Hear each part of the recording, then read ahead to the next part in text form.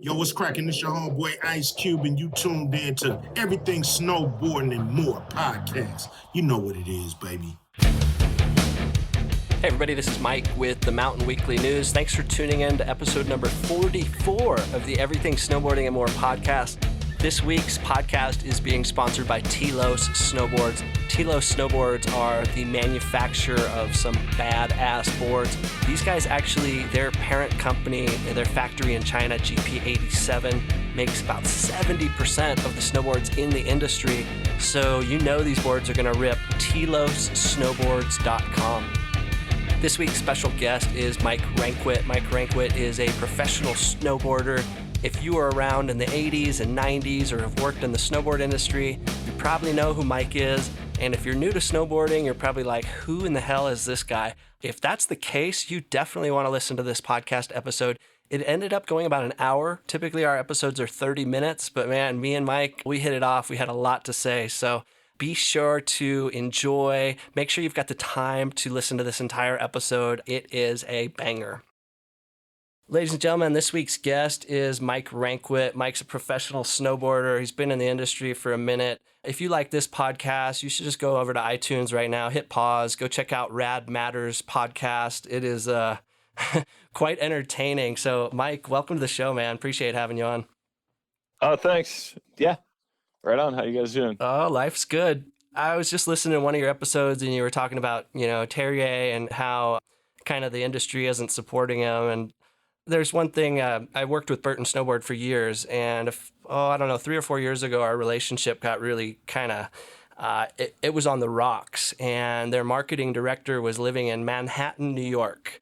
And so the person I was dealing with was just not involved in the shred industry, and they had put a lot of people into these positions where it's so far from the snowboarding I grew up. When I first saw snowboarding, it was kind of this generation of like, fuck you and punk rock, and dudes were driving fast, and there was chicks, and even the same thing with surfing. And lately it's like all these people, like that whole, if you support that, the industry doesn't want you. And one of the things I heard you talking about is just how people that have made the industry what it is, at a certain point, they just get forgotten about. And so how has that affected like you and the people that you were shredding with back in the day? Well, like in a lot of ways, say back then, I had a lot of foresight into how things would eventually be, because I paid attention to like skateboarding and surfing. But, snowboarding was a little bit different beast in that it kind of like, if you look at these three sports of like rollerblading or whatever you call it, inlining, fucking windsurfing and snowboarding, they all started about the same time. Right. Inline skating had no chance. I watched this documentary on how it died the other night, and it came to the crux of the show, and it was like, one word can sum it up: skateboarding. And it was just really funny. But it's absolutely right, because they had no edge. No kids wanted to do it. And then I live in Maui, and I kite surf quite a bit. And so there's a lot of older kite surfers and that were windsurfers. And windsurfing it did not follow the ethos of surfing. It just thought it was so unique and cool and our own thing. And now it's just not even a fucking sport, Whereas snowboarding, it's like basically because of myself, Cardiel, and probably Selaznik. There's probably one or two on that list. But we're the ones that made it cool with skateboarding and got kind of the industry, whether they knew it or not at the time, to kind of follow our lead. If you look at magazines in the mid 80s, it's like everyone had jester hats on and like 3-piece business suit and a half pipe, dude snowboarding, like it was just like crazy and zany, and then it just took a turn where it kind of started following like myself and Noah, and then eventually Cardiel, but like, and then all of a sudden this whole skate style influence was the whole sport. And then the sport, all of a sudden it's like, it's considered a board sport. It's like, surfing, skateboarding, snowboarding. It's one of those. Whereas, windsurfing, it never made that cut. And if you look at where it went, and snowboarding, it was like, it just blew up so hard. And then I think I forgot your original question. I'm just rambling. No, I mean, we were, just kind of talking about how it's changed, generationally and kind of that image that snowboarding was portraying. And then, how they just chew people up and spit them out. I mean, we got to blame you for everybody buttering, don't we? Were you the guy that came up with buttering the muffin? I mean, come on, bro. Yeah, fully. Yeah. I love that, dude. Like, it's a funny one in that, in a way, it bugged me for a long time, right? Like, and I did that shit for years before we ever filmed it in Roadkill. I remember when Dave wanted to film it, I thought he was joking. It's just something I did right before I hit the lift. And Selaznick would always like follow me and be like, dude, how the fuck are you doing that? And I was like, I don't know. I'm just pretending I'm doing a lip slide on a skateboard, And then Dave filmed it, and it just fucking okay, this kind of correlates with what I was about kind of like going towards on the last rant. But like, what made snowboarding so appealing in the early 90s was the fact that, in a lot of ways, a dude that never snowboarded or snowboarded very little, maybe skates a little, not that good, whatever, they would watch those films and be like, whoa, basically I could go do that shit. Wow. Thank you for saying that. I'm going to cut you off real quick. I just had Danny Davis on the podcast, and I don't think he liked it when I kind of asked them about the progression of the sport, because it used to be you could watch videos and you could be like, wow, I could go out and do that. And even like the first comps, you're like, oh, these dudes are doing like straight airs, or like, oh, that dude did a board slide. Oh, that dude did a method. Oh, he did a... And what didn't he like about it? Like, what do you mean? It was more like, well, the progression's always going to be there. And, and I was stoked to see him, the switch method. I was like, how will that kind of style be able to compete with the guy doing the triple cork, off axe, ballerina type snowboarding? And I think that really, like, even the big mountain stuff, it just got too gnarly. It did. Fucking, right? No, that's what I was getting at. Yeah, I mean, that's what happened in the 2000s. It's like, I always look at like snowboarding was like just such a narcissist if it was a person. It just stared at itself in the mirror in all these years, through the 2000s, just so impressed. But it wasn't looking where it was going or where it came from, It was just like in the now, and everything's got to be in the now. And, it got to a point, once if you're just a dude that liked to snowboard a lot, once you miss a season and then go back, watch a video or, 2005, 8, 10. Oh, you're done, like you're not. Yeah. No, it was so far, so fast. Yeah. But all of a sudden it just made it uninteresting because it was like unachievable, like, okay, maybe I'll watch some backcountry stuff. And then you just see like, Jeremy Jones is clinging to a fucking oververt face, you know what I mean? And that's just rad. And so is all the other stuff. But to the people snowboarding, the people that actually, buy shit and fund the industry, it's like we completely turned them off, like just shut the spigot off and just showed everything just got too gnarly. Like, some kid whose name you can't pronounce going off a fucking jump that you'd never even think of hitting, doing some fucking variation of a trick you couldn't even fathom in a million years. And right there, it's like you just lost a lot of your customers, And at the same time, though, skiing as an industry, and it was like kind of clowned on at the time, they just went full family style. Like if you look like the early 2000s, they had like, ski package deals. Every brand had like $99. And, snowboarding still doesn't have that. The stuff for kids is laughable. It's just like nothing's thought through. They don't think about where they're going. Whereas skiing, I think at some point, like some trade show, like roundtable meeting of all the ski industry, in 2002, they're like, okay, let's admit it. We're fucked. We're so far from cool. What are we going to do? How are we going to survive? Hey, let's come up. Let's all sell junior packages for $99 and we'll just farm the next generation. And that's exactly what they did. And it's like all of a sudden kids are skiing, but they made it accessible. They didn't only show one side of their sport, which was like the gnarliest shit of the gnarly.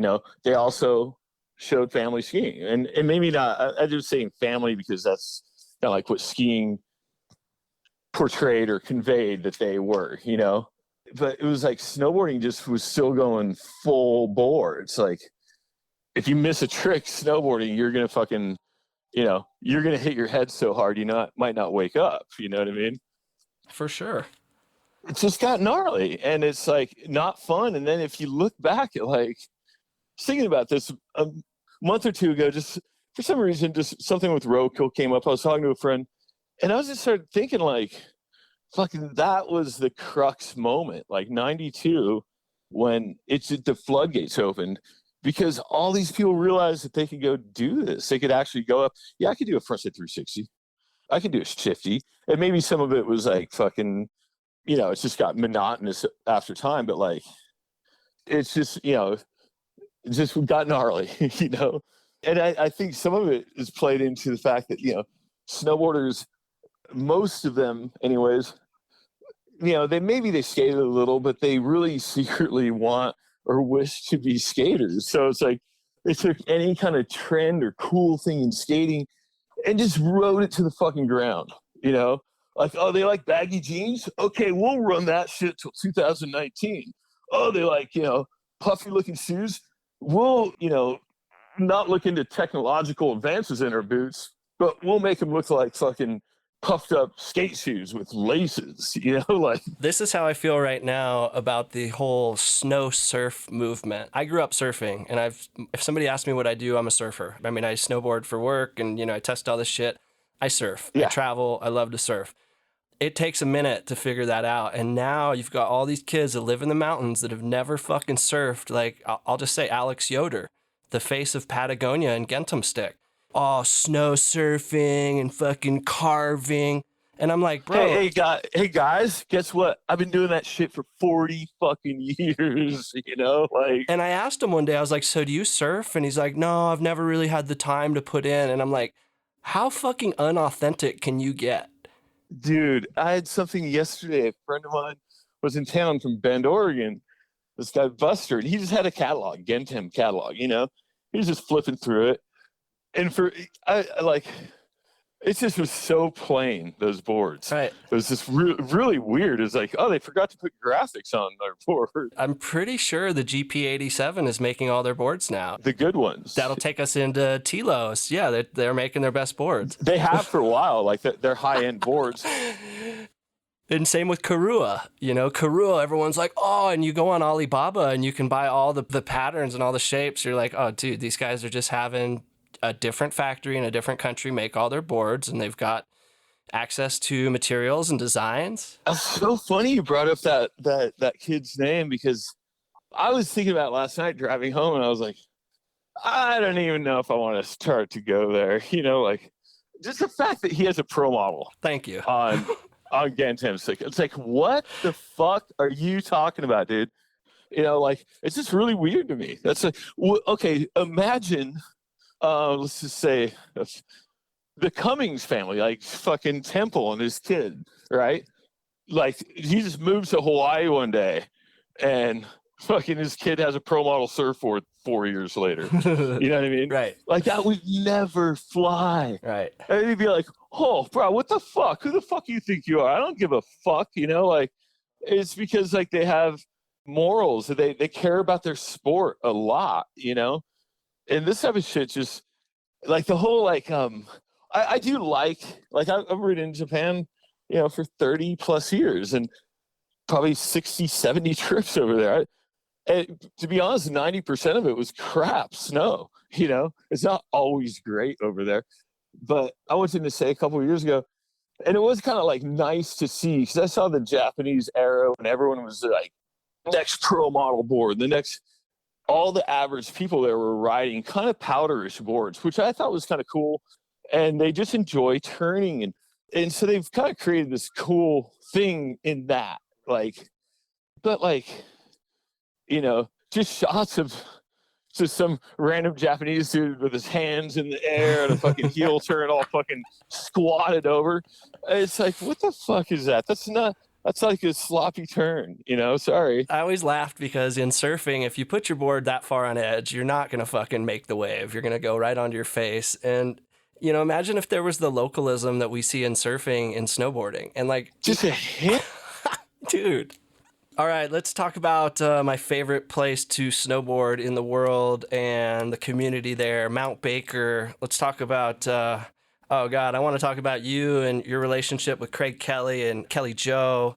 Let's talk about Mount Baker Snowboard. Who? Kelly. No, just kidding. I'm kidding. I was like, Mount Baker Snowboard Shop and definitely George Dobus and kind of what that area has done, because I meet people, and I heard this on your podcast. You're like, you tell people like, dude, if you think you snowboard, like go to Baker, spend a season up in fucking Glacier or Maple Falls and figure out a different side of the industry. And I did that.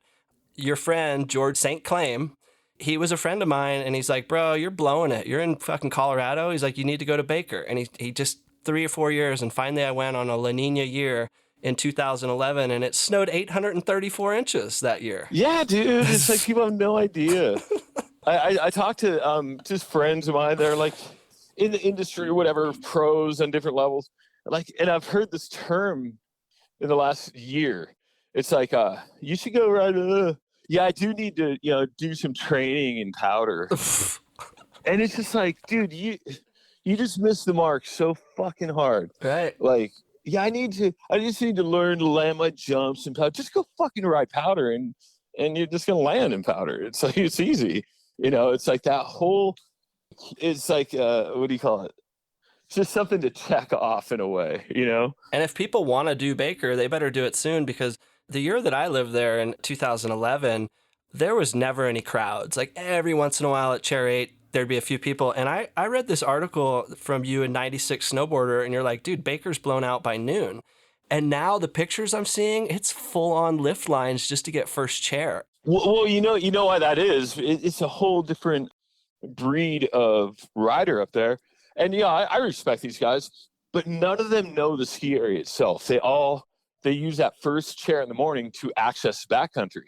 And that's cool. Fucking get out there. I started snowboarding. I didn't start snowboarding and fucking slug up a mountain. I want to fucking lap a chairlift, like I just want to go ride. I don't want to be a mountaineer. I don't want to be a fucking, and so it's like these guys have a different, they're more into that. And, But then even a lot of those lines, like you got to be the first one in there, or heaven forbid you get some Not kook. even, dude. Like say last year, I noticed this about 10 years ago. Wow, those guys are so proficient with what they're doing in the backcountry. They never learned to ride the ski area. None of them know anything in the ski area. So they're not rip and fly on the wall type of thing. Fuck no. No way. Like none of it. Like they're all doing kind of, just low grade powder turns out there. Maybe there's a steep section up top, but like there's so much rad shit in that ski area. And if you can't figure that out, and even when it starts to get tracked, that's where you got to be creative and find different lines. But like, I could say, go do a line at like, say 9:30 a.m. I come back at noon. My track's the only one that's been in it all day.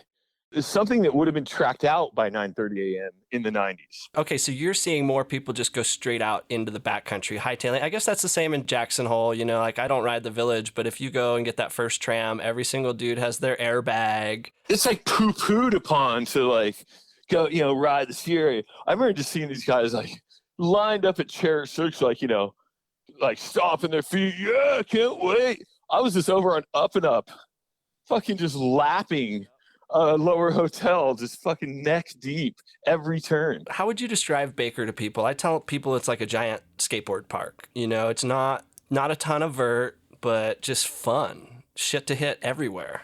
It's like just a little adventure land. You feel like a little kid going out and like building a fort in the woods, or, you're kind of like just running through the woods all day.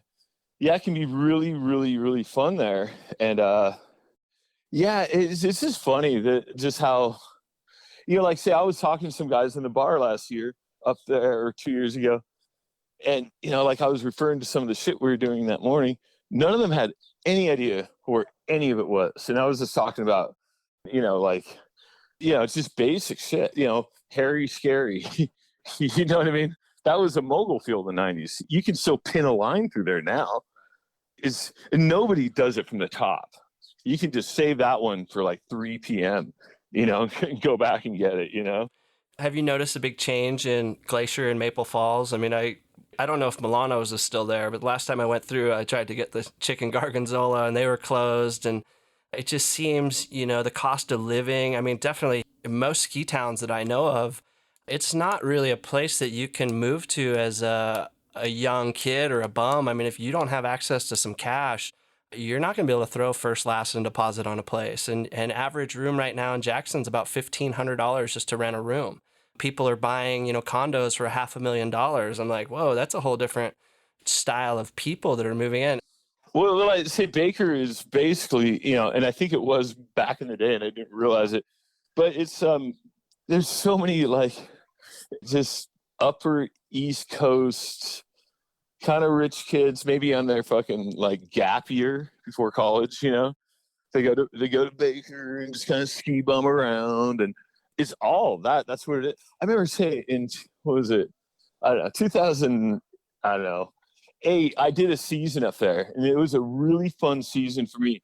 But driving up, I had an Audi TT at the time with fucking Blizzaks all the way around. It was insane. Rallying up the mountain. And I get up to the parking lot almost daily, and someone would come up to my car and be like, "What the fuck? You passed me on a fucking blind corner, blah, blah." And I was like, dude, in my head, I'm like, that's what you saw, Right. I would never just say this because they're not going to believe me anyways. I just throw them the keys to my car. Be like, rip it out in the back parking lot right now and tell me I'm crazy. Tell me I'm that far out of my mind. And one dude took me up on it, and he went and drove my car around, and I was like, jump on it, And he was like, yeah, you're right. This thing's insane. Well, and you guys used to have pretty deboisterous drives down that mountain, right? So it's yeah. So it's I had that. It. But there's just places you can pass, and you might not, you have to look to see if any cars are coming the corner before. And if you don't know the road that well, then it looks crazy. You know what I mean? Just everyone kind of turned into no one was from Washington, say Washington back in the day in the late 80s, early 90s, was just the bands from there, Microsoft was from there, fucking Starbucks, just everything was happening there. So to kind of come up at Baker, you had to be fucking good, Craig and I were at the top of that little food chain. And so it's dudes had to, impress to come up or kind of be badass, kind of, you know what I mean? Yeah, you guys are setting a bar for sure. And it's interesting, when I see somebody make a good powder turn and that really on the heel side, it's a generation of dudes that were riding hard in the 90s, and it's all camber, and it's there's just that certain style. You're like, oh shit, these people know how to make a turn on the mountain fall line, where you're supposed to make the turn. And it makes snowboarding look so simple, just so easy. I mean, and like you said, that Washington crew, because that's where Craig was from. I mean, that's where Temple's from, right? The people I know that have cut their teeth growing up there, it's dude, they're gnarly. Forrest Berkey, all those kids. I'm just holy shit, what the fuck? It's a trip, I don't know, one thing that I've been wanting to go into it on one of my podcasts, but it's such a big thing for me to go into on my podcast. But one thing I'd say that changed my riding 100%, and I'd never go back in a million years, is drop my high backs about 15 years ago. I rode a high back in almost 2 decades. And that is and people look at, oh, that's crazy. He must have gnarly ankles. No, I broke both my ankles 6 times a piece. They're frail. Got a new hip. I'm not some, super, some Laird Hamilton build here. But it's it's such a fucking rabbit hole. Say, if I say to a snowboarder, I'm on a plane and I meet a snowboarder, hey, have you ever tried to ride with that high backs? They they'll spit their coffee out almost on you. What? Huh? What the fuck? In their heads. They think if I'm going to do a heel turn, I'm just going to fall over. Right. And your background in skateboarding and surfing teaches you that. It's you don't need a high back. Heaven forbid, you don't even want your feet locked in the way that we have to lock in snowboarding. They just don't get that heel to toe and that torsional flex. And I mean, forward lean on a fucking snowboard boot and bindings. I mean, you really think you need leverage. I don't know. You need leverage for a lot of things, like, you get a pulley system if you want to fucking, put something up in the air with a little work. But like, it's your own fucking body. You need leverage system with that. Like that to me just seems like extremely like lazy.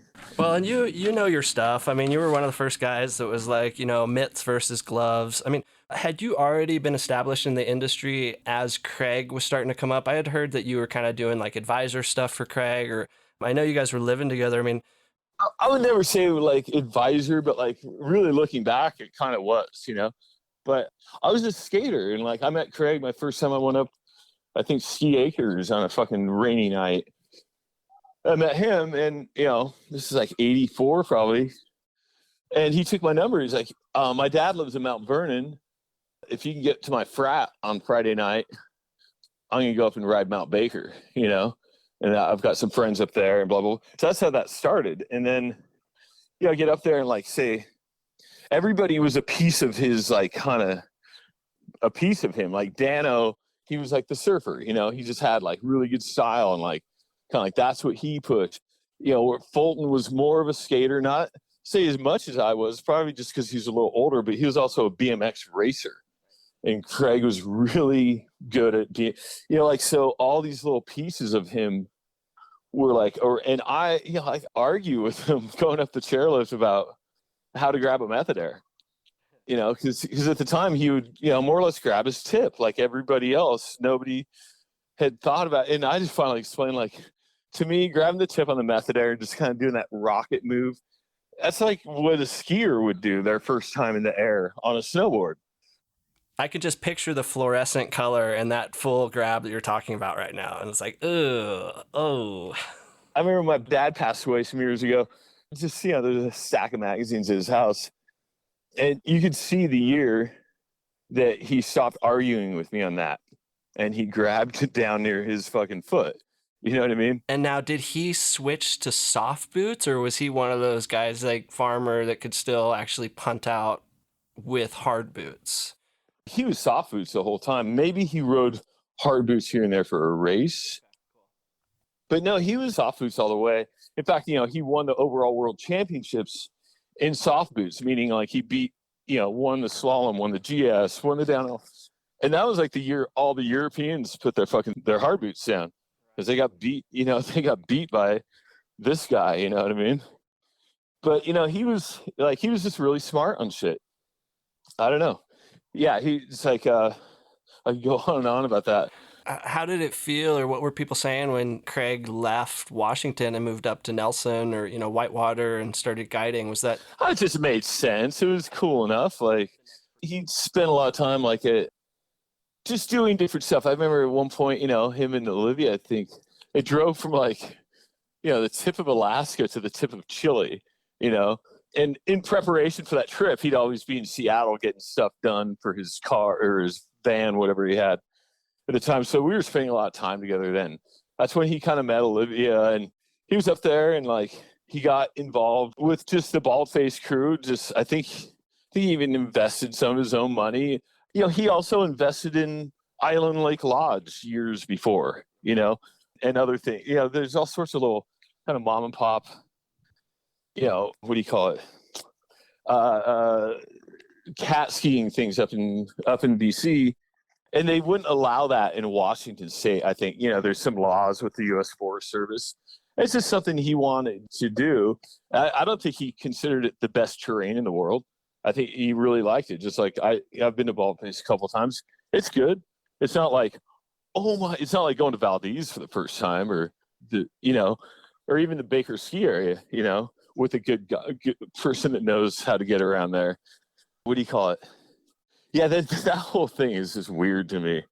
Just, I don't know. I could go into it, but what about snowboarders taking themselves too seriously these days? I mean, it's something that I cringe. I'm like, it just has gone so business and so pro, and it's like, heaven forbid somebody puke somewhere. I mean, what was it, like 3 years ago, you showed up at OR with a new snowboard company and you guys were wearing all black and there was fucking 40-ounce beer fucking bottles and it looked like a hurricane had come through the booth after day one. And one of the boards was called like the Angel Dust Snowboard. And you just had this group of like, where like 15 years ago, like I almost think the industry would have like fully supported it. Like, yeah, this is snowboarding. And now it's like, oh dude, you can't act that way. My best friend here is an Australian, and the term of endearment that they give each other is a sick cunt. And so we're always like, oh, bro, you sick cunt. You're such a fag. And it's like, that kind of shit doesn't fly anymore. And it's not coming from like a homophobic or trying to be an asshole. It's just like, man, this is how we just talked. And like, I grew up surfing, and like, I was a Grom, and we used to have the adults just fucking beat on us, like fully. Yeah, dude, Dan and Craig were so fucking mean to me, Like, good. Yeah, it's like it's so fucking weird. That whole Terje issue, are you fucking kidding me? Right. It's like, there's nothing that guy ever did when he touched a snowboard that every snowboarder in the world didn't benefit from in some way, whether they knew it or not. The industry made money, and then they just would like let him just go, just get run over on the bus that they're all sitting on. They're all getting a free ride on that bus. Well, and I noticed with Burton, a few years ago, they did the Gwen Stefani collection, Burton Walt Disney collection, and Burton, it's not even called Burton Snowboards anymore. It's just called Burton. And so it's like, okay. And again, they've gotten better now with their marketing team. I'm working with some good people, but when the person that was in charge of their marketing was living in downtown Manhattan, I was like, you guys are out of touch. Like, you gotta. The one thing I'd say about that, I think I know who you're referring to. I was pretty tight with him, right? And like, no matter his background, where he came from, where whatever he's doing now, he did know a lot about snowboarding. Like, he knew enough that he took care of me really well. Oh, I'm talking about a chick, but I'm glad there is people that no, this was some girl that was over there that I was working with. And it wasn't his wife. Oh, interesting. I'll have to look into that. Is it Anne-Marie? It was Anne-Marie. Yeah, those two, like we were testing gear, and they asked me to send everything back, and I said, do you want me to send the long johns back too? And they said everything, and I said, so should I wash them, because my taint smell is really bad? And at that point, Burton I was blacklisted, and now they have a different media team. Now they're in-house. They're like, oh, we'd love for you to test our shit, blah blah blah blah. I have an article on my website that says Burton Snowboards doesn't care about you, they care about China. And it just goes off. It doesn't care about you, they care about China. And, it's like the amount of jobs they took out of Vermont and just moved overseas. And it's just, it is a business. But I also, because this started. It's a woke business too, though. For sure. And that's how they're making their decisions based on that. I'll go to the grave thinking that it was not Terje that woke up one morning thinking, well, maybe I ought to apologize for that 4-year-old tweet that I apologized back then for. Again, just randomly out of the blue. Maybe I'll just pump that out. Well, and this is the society. God, heaven forbid. Imagine in 10, 20 years when I run for office somewhere and somebody pulls up this podcast and they're like, remember that day? Remember that day you and Mike talked this way? It's like, wow. This whole stuff will be so far gone by then. This will be like a blight on our history. Like, I firmly believe that. They're going to look back on these times as like, yeah, it got pretty dark there for a while. Everybody thought they were gay. Everybody, you know what I mean? Like, I got a cousin who's Native American, and I sent him this really cool. I was at a Grateful Dead show, and I got this like cool Native American head wrap with the Grateful Dead logo, lightning bolt. He was so offended because apparently the Native American headdress is now offensive if a white person. It was just like, guess what, wow. Guys? You guys fucking like. I don't know. It's like, you lost the war or whatever. You don't own that. Like, right. It's like, fucking fuck you. I don't know. I just get so over that shit. And I was given a gift, It's like, if I don't like you, I'm not going to give you something or talk to you. And, but all right, let's switch gears a little. You've had some heavy hitters that have come into your life. Vin Diesel, were you a stunt double for that dude? And if so, what's he like? He was never on set. Let's put it that way. I think I saw him in a hotel lobby one time once. And, I was fucking three sheets to the wind, gambling in South Lake, like hold my beer. Solid. In Triple X, you were his stunt double for snowboarding. Yeah, me and Jeremy Jones. You and Jeremy. Okay, cool. Yeah. And my friend James Kleindens, because it was like, once they had sun and everything they wanted just cameras to roll. So they would just have three of us in the same outfit. You know what I mean? For sure. And it made sense at $1 million a day fucking production, Let's talk about Washington, the music scene, and just music in general. You've seen some people in music come into snowboarding. Again, that's when I started my website. It was music and sports, and people were like, oh, how do these go together? I mean, do you feel there's a lot of other people that... We were like the rock star in the early mid-90s. As snowboarders. Yeah. Yeah. Like, they wanted to hang out with us.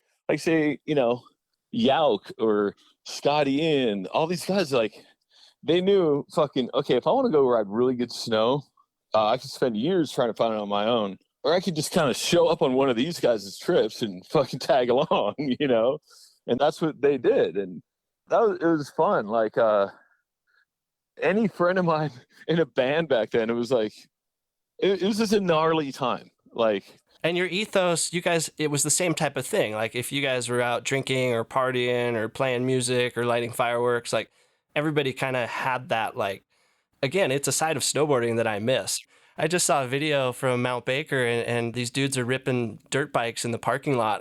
I forget what the video, it might be the New Vans one. And you can hear Gwen like call in on the radio and call these guys like, oh my God, you can't be doing this. And it's just like, I would bet even rallying your car in the parking lot at Baker these days would probably get, somebody might come and say something. And it's just like, yeah,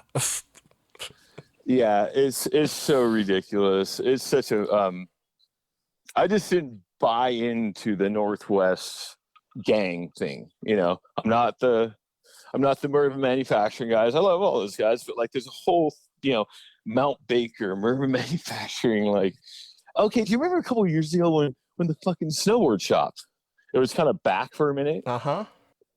And it was some dude running it. Not Marcel, right? Do you know what I'm talking about? Yeah, for sure. What the fuck was that? And they all went along with it. It's like, Marcelo was like GNU's first, retailer pretty much, she had to compete. Like, I remember talking to her at the time. It was just gnarly. It's like that's when like just the wheels came off in so many different ways. Cause like no one gave a shit about Marcelo or the company she built or what she wanted to do with it. It was all like, give that thing to me and I can do so much with it, but it's not yours. It's not yours to take. And that dude just kind of took it and everybody went along with him. Like, dudes worked in his shop that like, that was so shocking to me that like, when I finally got up there that year, I was talking to Marcella all the time, emailing with her a lot, and just in disbelief, myself and Bass and one or two other people. We saw it clearly like that. Like, who the fuck is this guy? He just comes in town, takes Marcella's shop name, opens up a shop across the street, and dudes that used to work for her aren't even disgruntled with her, now work for him. It's like they couldn't get a job at the pot farm down the street for $15 an hour.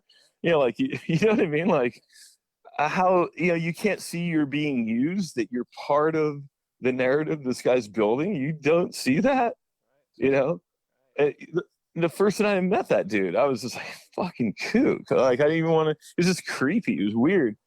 There's probably a lot of people up in that community that don't even know who George Dovis is. Or, I'm sure maybe they've heard of Mount Baker hardcore, but it's like... Yeah, that's cool, but there's a whole side of like, if somebody owns a business, whether it's doing good or firing off or not, if there's a, I don't know, fucking Bill's Burger across the street from me, whether I know the history of it or not, I don't just come to town, start working there, and then just open up the new Bill's Burger across the street and take all his clients and all his vendors, like all the vendors just went with this new shop. And it was like, with Mervyn, it was like, all of a sudden they got like hard sales guys on her, well, you don't move. And I'm like, well, Marcella, you compete with the fact that, probably 400 snowboards are given away in that single county alone by that brand alone. It's kind of hard to sell them after a while. They're either getting hooked up, they're on the pro deal, the bro deal. Yeah, come on. Yeah, they get them $100, $150 out the back of the factory or something. It's like, really, you guys are going to get gnarly sales on her now? But it was just like mind blowing. It was like the raping of the fucking Northwest legacy holders, Fucking some dude from Canada just came in, kind of like, it's like they just stole the tip jar, It was like, hey, there's this fucking legacy kicking it over here. I think it's Craig Kelly. Like, anyone using this right now? Is anyone looking? Is that cool? Okay, fuck it, let's go. And they just kind of walked off with their new legacy and just kind of did what they wanted to do with it and built businesses around it. Kind of like this guy in Mount Baker. I just couldn't believe they allow, you know what I mean? Like, just no moral compass at all. Like, oh, a new guy, he's nice. He bought me a drink. He thinks I'm cool. It's like, right. He gave me a sticker. Cool, sweet, bro. Yeah, it's just off a logo that somebody else made. And it's just fucking weird. That whole thing, it's like really, that's a microcosm of the entire industry, Let's pivot from Mervyn to Telos Snowboards. Last year was the first time, or 2 years ago was the first time I got to ride those boards. And which boards? The Telos. Oh, the Telos, yeah. Yeah, the Telos. And the first time, I was just like, wow, these are sick. And then the shapes looked pretty familiar. And then last year, I think we tested 2 or 3. We tested one of their split boards. We've been, chatting with Ben a bunch over at Telos. Kind of tell me, what is their background and how have you come to be riding these boards these days? I was involved with that brand D-Day. Total fucking idiot was running it. I didn't really know it at the time. But anyways. The D-Day was the Angel Dust snowboards, right? Yeah. But all of a sudden, he learned about this factory and we got a couple of boards sent out. And I remember the first time I rode one, I was like, holy shit, this is one of the best boards I've ever ridden in my life, It was like immediate, just bouncy and snappy and lightweight. And then when D-Day kind of dissolved, and those guys, I think, they've been running that factory and different factories in China for, 30 years, probably collectively 100 years, And so they just started, small, or a brand of their own, and, because they had the factory already. So I think once it got a little bit of gasoline in the tank, so to speak, they contacted me, and I was more than stoked to come back and work with all those guys. They're really cool, Yeah, just the boards are fucking solid. That's what I always go back to. I'm like, holy shit, those people come over to my house right now. I have like 3 or 4 of them here, and they just trip out on them. They pick them up. They're like, holy shit, Yeah, they're fucking good boards, and it's funny to me the whole how people are like, made in USA on snowboards, but with the actual pieces of snowboarding things that they put against their naked, raw, bare body, right? All made in China. You know what I mean? I'm glad you mentioned the U.S. snowboard thing because, a while back I did an article on the best North American snowboard brands. And there's a few people actually putting the boards together here in the States. But yeah, where's all that material coming? The epoxies, the resins, the fucking metal. And not only that, but say the foam in their goggles, the lens in their goggles, the long underwear they wear. Oh, That's shit. what I mean by the shit that they actually put on their body. They don't care where it comes from. They're not like, get USA made long underwear. Right. Then I'd fucking start listening to those guys. But I was thinking one day, just that whole who built your board thing, right? Right. It's just become this euphemism for made in the USA for a bunch of liberal people and brands that you're not supposed to have pride in made in the USA anymore, right? Right. You're supposed to hate our country. So instead of saying made in the USA, there's who built your board. That's a new euphemism for that, and it's just, and that could be twisted around so fucking fast. And then look at the snowboard shape or the profiles. Camber obviously worked, Never wasn't working, and now all the brands have these full cambered lines. I mean, Never Summer, those guys, I've had a long relationship for years with them, and they're so pissed at me because I keep telling them that their split boards having this crazy rocker camber underfoot, and Never Summer was the guys that them and Libtech sued each other over the banana or the reverse camber or rocker, whatever the fuck they were calling it. And when you watch people make snowboard turns during that era, it's like nobody could even put the board on that freaking rail, like on an edge. And like, I think that's for the Telos boards. Like when I jumped on and any of my team and all of us are kind of in that 40 to 50-year-old range, it's like, whoa, these boards are familiar. Like this just does what it needs to do. And that felt natural. Like, okay. Like I do like both. You know what I mean? I like a camber board. I like some rocker boards. The whole idea of just the profiles, it just got ridiculous. Just same with the shapes now. They're so... Oh, the bat tails and the nose with the weird little fucking not a point. Look at this Gentem catalog last night. I just couldn't believe how many fucking boards were in their line. And I used to think like, when brands just get so just blown up. Like I remember just going to the trade show 10 years ago, probably. Whose brand was it? I don't know. I think it was Union. I saw George, and, I saw him start that company. So I was stoked to see this big Union booth. And I'm always proud of my friend, whether I like the product or not, of which I like Union. But I just remember kind of walking up to him a little bit buzzed at some point going, like, so how many bindings do you have now? And he started going over the line. I was like, how do any of them differentiate from the other? And they all boil down to the 1986 fucking design of two straps and a high back. Nothing's fucking changed in 30, 40 years now. Well, like you mentioned Gentem, they've got like 40 snowboards in their line. The quiver boards, I don't know. For me, I like more of a traditional directional board, something that I could ride top to bottom. If I want to rip pow, cool. Or if I want to rip powder, cool. I don't want to lug like 5 snowboards anywhere, No, if I want to drop a cliff, cool. Oh, cool, I can go into the pipe. Like I want that one board. I love that. My 156 is best for that because it's so good in the ski area, For sure. And there's a guy here in Jackson. It's called Franco Snow Shapes. And he saw what Gentem was doing. And he's like, I'm going to make these, handmade, made in the USA. One-off. Yeah, very, made in the US. And he charges $1,500 a board. And I'm like, who the fuck is buying this stuff? But he's in Jackson and he's kind of marketed. It's like, oh, dude, if you live in Jackson or you're on vacation, you need a specific powder board. And this is the guy making them here in town. And I'm just like, to me, that's dumb. I mean, fuck.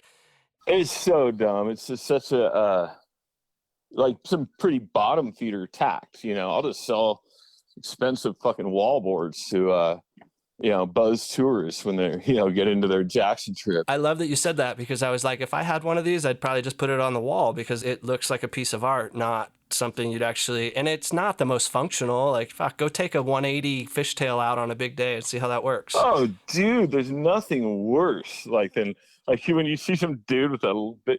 I mean, even in Alaska, there's not even room for that type of shit up there. Fuck no. I remember riding 159s, 161s in Alaska. Everyone's like, bro, 168. I'm like, I won't be able to control that board. Dude, people used to flip me shit up there. I was amongst the first crew up there, and all the other dudes, every other dude was looked like an extra from the set of fucking Sons of Anarchy or something, and just riding these huge monster boards and, just calling me a pussy because I did a backside butter for 200 yards and passed them on a steep slope. Call me a pussy for that, and I'm just in my head, I'm like, okay, fucking Barney Rubble, Right. But yeah, it's I rode 160s, 162s the whole time up there, Okay, what's the story on your new snowboard that's coming out with these guys? Or it's the 2021 model, or where can people, if they want to shred like you or just see a fucking killer guitar, what's the deal with that? In what way? Yeah, what's the board? What do you like about it? It's a 156 that I kind of base on. I didn't sit down and trace it. I just remember riding the 156 Fish that I really liked.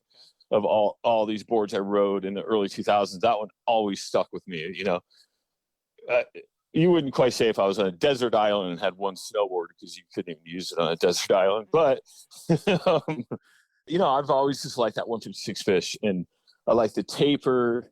And so that's what that board has. It has a nice tapered, nice wide nose, and you should set it back. Like I set it back on the furthest back inserts. I'm going to stop you right there. I set every one of my boards back in the farthest the backest inserts, and like people, the industry get pissed. They're like, you're not mounting these boards in the reference point. I'm like, I ride fucking backcountry powder every day. Like if I mounted a board in the middle, I would be pissed.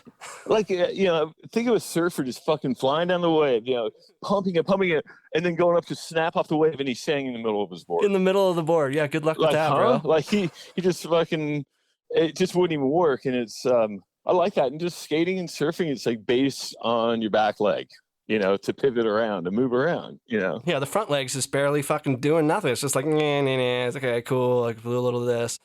Well, man, I really appreciate this chat. This was actually almost twice as long as most of the podcasts we do. And I knew it was going to be fun because, you've just kept it real the whole time. And like I said, like, if you're listening to this podcast right now and you like it, just hit pause, go get the Rad Matters podcast because it's great, man. The name is, I think, I found, because I fucked around with it the other day, just go, like, say, searching my name on Apple Podcasts or the other podcast stuff.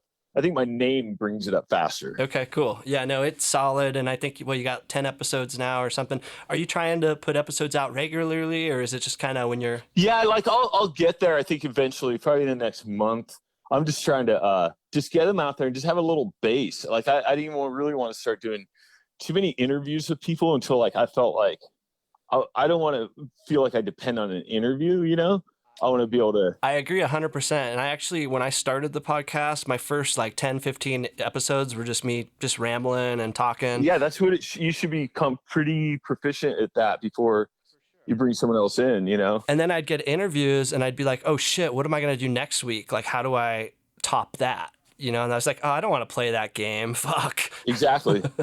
I've just got enough story. I just have to find that like motivation point. Like, okay, I'm done with the day. The kids have eaten, they're asleep. This, like all these things have to line up, and then I have to like get stoked on snowboard, whatever. It's working out, and it's been fun, Well, I think you're doing it right. I know that George Dobus loves your podcast right now. If he's listening in, from above. Fuck yeah. It's so cool that you're able to actually go and spend time with your children now, and you're in Hawaii, and the kiting, and I mean I've just got into the foil surfing here lately, and I mean there's just... Yeah, I've been foiling a lot, not a lot, but I've been foiling lately, and it's like, I don't know, it's really funny to me, the kite surfing thing. Because like snowboarder buddies of mine, like they'll just like kite surfing, fucking and I'm like, wow, that's exact reaction you gave me to snowboarding in the late '80s. Okay, I'm gonna go with it then, Yeah, it turns out the watermen, Kailani and Laird and all those dudes, they can kite too. Like, come on. Yeah, and if you want to talk athletics, man, like that Kailani is just, he's a different planet than any snowboarder could ever dream or wish of, It's like, that guy's so fucking gnarly. Well, and there's been a few times where they've taken dudes like that and brought them out into snowboarding, like Andy Irons and stuff like that, and they can pick it up pretty quickly on a powder day.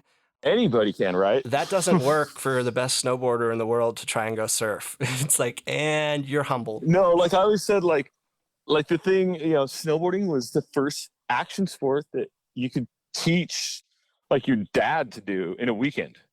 You could have a mini ramp 3 feet high. You could pad your dad to the fucking teeth. And over the weekend, he's not, at the end of the weekend, not going to be able to drop in and just nick a backside grind. For sure. Not going to happen. He's not going to drop in on a shoulder high wave and just be able to do a small, not even gnarly, just a turn into the wave and go with it. It takes a lifetime. And but snowboarding, that's why it blew up, because anybody can do it. And that's why the industry's fucked, because anybody can get into the industry. Right. There's just a constant new flow of people. And it's like, oh, there's the next person. There's the next trick. Bam. Okay, you're out. Like skateboarding, they just don't let just no one out of nowhere just rise up in that sport industry and just be that guy because he says he's that guy. Right. But yeah, that's a whole nother page. Fuck. Well, right on, man. This was good. Yeah, no, that was a fun talk. Yeah, we'll do it again sometime. And, I just keep calling people out and keeping it real. And, I think that people right now are so politically correct and just worried about offending people. And then, all my friends that are in the industry right now as athletes, I'm like, well, what's your exit plan? And they're like, what are you talking about? I'm like, dude, you've got a couple years right now. Like, are you going to write? Yeah. And like, hey, guys, guess what? You see that dude, Terje? The best of the best, 1 in a billion? That's the best that's going to happen to you. That's where you're headed. To the fucking trash bin. Right. It's like, what are you going to do? Yeah. Fucking, so you're not going to do this anymore. It's like there's nothing, they took all the heroes away, You got to have that in life. You got to be able to look up to people that have done something for a long time, I never thought of us as snowboarders like getting older or the sport in general, but like, dude, this is a wake-up call. Like all the new kids, they're skiing. Every one of my friends that has kids, they put them on skis. It's been like that since 2005. I'm telling you, man, that the ski industry, that did not happen on accident. No, for sure. And that's a huge wake-up call because I doubt that kid that grows up skiing and learns to ski and becomes proficient is one day going to just be like, oh, cool, I'm just going to start snowboarding now. I mean, it's like, yeah, you want to be humbled, maybe, but the odds are going to be slim to that. And vice versa. I don't think the guy that snowboards and gets really proficient is going to be like, oh, cool, I'm just going to like give it up and start skiing. Like, maybe. Fuck, I'm not going to do that. Yeah. It's a twisted world. Cool, man. Well, I appreciate it. Okay, cool. That was sweet. Telos sponsored this episode, so we'll give him a shout out. And yeah, Telos. Keep it up, man. I'm like, have I been pronouncing it wrong the whole time? Fuck, I think I'm the one, man. That's funny. It's one of those ambiguous words, Yeah. That it's that's what I kind of like about it. Yeah. Solid, man. Well, enjoy Hawaii and hope to be able to shred with you one of these days. All right, bro.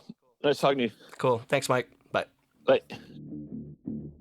All right, thanks for tuning in. That was episode number 44 of the Everything Snowboarding and More podcast.